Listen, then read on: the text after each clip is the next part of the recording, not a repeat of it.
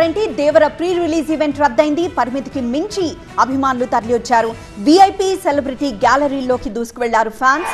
దీంతో పోలీసులు వారిని అడ్డుకున్నారు. కానీ అభిమానులు పోలీసుల మధ్య మాత్రం వాగ్వాదం చోటు చేసుకుంది. కుర్చీలు విసిరేసి అద్దాలు ధ్వంసం చేశారు ఫ్యాన్స్. హోటల్ యాజమాన్యం అభ్యంతరాలతో ఈవెంట్ రద్దయింది. అతి కష్టం మీద అభిమానుల్ని బయటికి పంపించారు పోలీసులు.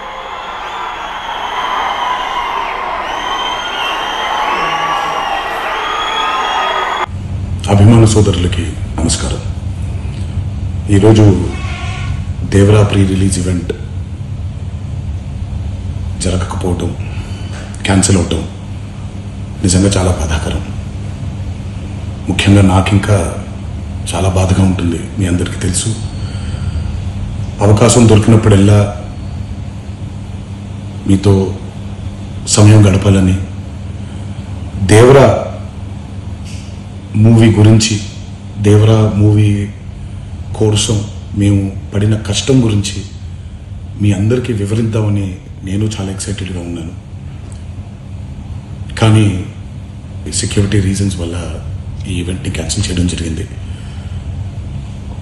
మళ్ళీ చెప్తున్నాను, మీతో పాటు నేను బాధపడుతున్నాను. మీకంటే నా బాధ చాలా పెద్దది, ఎక్కువ కూడా.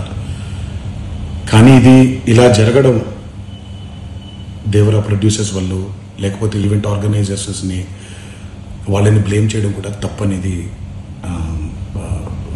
నా ఫీలింగ్. అది ముందుగా ఈ మీరు కురిపించే ఈ ప్రేమకి ఆ జన్మాంతో రుణపడిపోయి ఉంటాను. కానీ ఈరోజు మనం కలవకపోయినా సెప్టెంబర్ 27వ తారీఖు మనందరం కలవబోతున్నాం. దేవరా చిత్రాన్ని మీరందరూ చూడబోతున్నారు.